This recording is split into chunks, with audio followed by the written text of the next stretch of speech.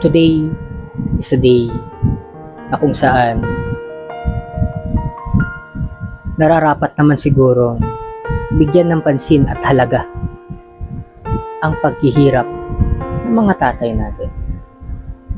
Malayo man sila, nasan man sila, tatay pa rin natin sila. At dapat nating i-express ang pagmamahal natin sa kanila. Alam ko karamihan sa mga tatay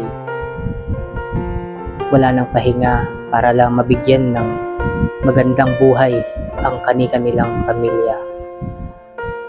And sana tayong mga anak, member of the family, suklian man lang natin yung paghihirap nila sa simpleng, tay, papa, mahal na mahal kita. Hindi ko man laging sinasabi sa iyo, pero mahal na mahal kita. Kasi hindi naman lagi andyan ang mga yan. Hindi naman lagi malakas sila. Hindi naman lagi na masaya sila. Kasi ang mga tatay, hindi lang nila sinasabi sa inyo, pero nahihirapan din sila. Oo, lalaki sila, pero nahihirapan din sila.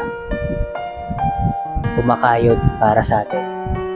Sana wag natin kalimutan yung mga paghihirap nila, sacrifices nila para sa atin, at tipong pwede naman nilang ibili para sa sarili nila, pero mas inuuna nila ang pamilya nila. I remember the day na sinabi mo sa akin, mahal na mahal mo ako. Hindi ko makakalimutan yung yakap mo. Hindi ko makakalimutan yung ngiti na nasa labi mo. Mga matang lumuluha kapag namimiss mo kami. Alam mo, hindi ko man laging sinasabi sa iyo ang mga katagang to, pero deep in my heart, sobrang mahal na mahal kita.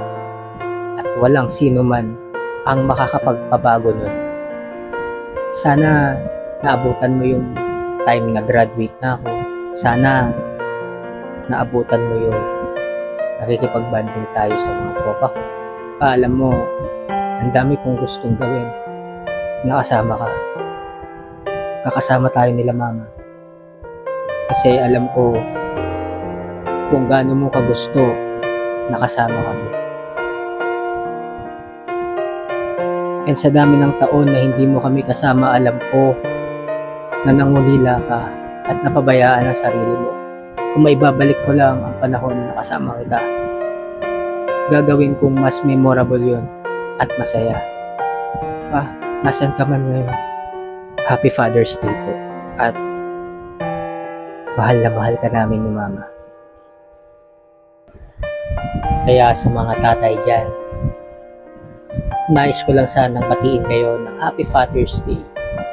Saan man kayo naroroon, sila, nagpapakahirap sila para lang mabigyan ng magandang buhay ang kani-kanilang pamilya. Tipong sarili nilang kasiyahan, sinasakripisyo nila para lang sa pamilya nila.